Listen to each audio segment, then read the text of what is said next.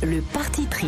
Le parti pris, c'est le vôtre, Michel Goya. Bonjour. Bonjour. On vous connaît ici aussi pour venir parler depuis le début du conflit en Ukraine, de la situation géopolitique, de la guerre. Mais ce matin, vous allez nous parler aussi de l'armée. Parce qu'il y a au sein de l'armée aussi la lutte contre la délinquance, des jeunes délinquants qui sont formés aussi au sein de l'armée. Et ça va continuer, parce que hier, le ministère des Armées a annoncé que de plus en plus de jeunes délinquants vont être pris en charge par des militaires pour les remettre dans le droit chemin. Ça s'appelle des parcours, je cite, d'inspiration militaire.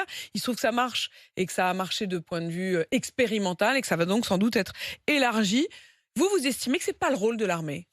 Écoutez, le fonctionnement, l'organisation des forces armées, il est organisé par le Code de la Défense. Et l'article 1er du Code de la Défense dit, voilà, la mission des armées, c'est de se préparer et d'assurer par la force la défense de la patrie et des intérêts majeurs de la nation. Il est marqué nulle part que l'armée serve de maison de redressement, d'encadrement, serve à encadrer des jeunes, des stages jeunesse pour l'été, de ramasser les poubelles, de faire de l'anti-gang à Marseille, de faire, que sais-je d'autre, la régulation des sangliers, etc. etc. On a un peu l'impression quand même que lorsqu'il y a un service public qui ne fonctionne pas bien, on se dit que justement, il y en a un qui fonctionne bien, c'est l'armée, et du coup, on lui met un peu tout sur le dos, quoi. Exactement, alors un peu victime du succès, mais on a à côté, on a des gens qui sont disciplinés, qui sont réactifs, qui ne vont pas descendre dans la rue si on leur demande de faire quelque chose, ils vont le faire.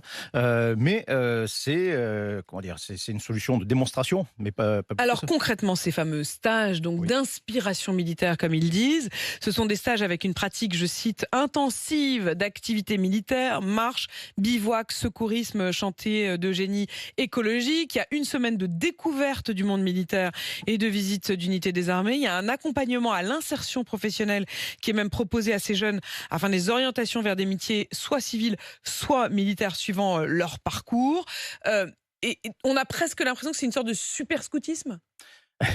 Oui, je caricature un peu, mais un petit peu. Mais alors, on notera au passage que c'est une sorte de substitut à une peine de prison, quoi. Donc, on assimile un petit peu le travail militaire à une peine de prison. Ce sont pour des délinquants qui étaient jugés comme tels. Exactement. Mais le pire, c'est que cette expérience a déjà été faite. C'est-à-dire qu'on n'a pas beaucoup de mémoire, hein. C'est une expérience qui s'appelait les jeunes en équipe de travail. C'était de 1984 à 2004. Vous avez 5800 jeunes mineurs de plus de 16 ans ou jeunes incarcérés de moins de 30 ans qui passaient par des stages équivalents à ce que vous avez Mais colonel, ça marche. Ça n'a pas marché. Non, mais là, aujourd'hui, l'expérimentation telle qu'elle a été proposée depuis juillet 2021, il y a eu 3 expérimentations qui ont été faites en France. Et là, pour le coup, aujourd'hui, en tout cas, le ministère des Armées juge que le bilan, en association avec le ministère de l'Intérieur, est très positif, et donc ils veulent généraliser ce parcours.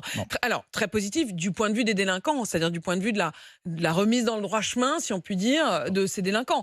Du point de vue de l'armée, j'imagine que c'est beaucoup de boulot, hein. Oui, bien sûr, c'est un boulot qui n'est pas fait par ailleurs aussi, hein. D'autres missions. Au passage, d'ailleurs, pourquoi est-ce qu'on fait appel aux militaires ? Autant faire appel. Et pourquoi pas le service public ? C'est-à-dire que le service militaire, je veux dire, au fond, certains, alors est-ce une forme de nostalgie, est-ce une forme de fantasme de ce que fut le service militaire, mais disent que pendant un an, on apprenait des questions d'autorité, de rigueur, de ponctualité et aussi une discipline y compris physique. D'accord.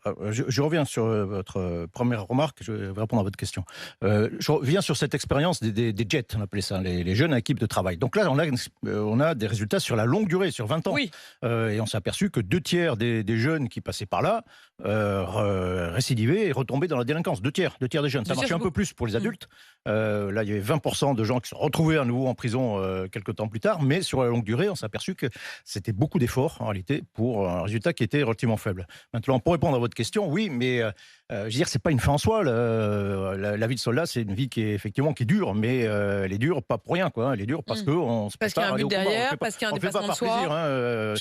C'est pas une fin en soi. Donc dissocier la fin du moyen, c'est pervers. Je veux dire, même dans les temps anciens, on avait ce qu'on appelle les BATDAF. Les bataillons d'Afrique, c'était des bataillons composés de purs délinquants, mais des gens qui, c'était des substituts des peines de prison lourdes. Bon, ces gens-là, cette expérience au bilan a été été désastreuse. C'était une pépinière de gangsters et même au combat, ils étaient mauvais. Donc encore une fois, c'est Attention, chacun... ne nous trompons pas, ne faisons pas de l'armée uniquement un parcours qui serait déconnecté de ce Bien sûr. dépassement de soi, Bien voire sûr. même de donner sa vie pour la nation, quoi. Bien sûr, non mais exactement. Quand on parle du service national universel, on oublie une chose aussi, c'est service à la nation. Mm. Donc des jeunes qui faisaient leur service militaire, ils faisaient 3 mois de formation, puis après ils rendaient service quoi, à la nation. C'était pas un service de la nation à des jeunes. Dans ce cas-là, ça s'appelle un projet éducatif. Et donc on est sur Donc, tout autre chose. chacun son job, au fond. Exactement.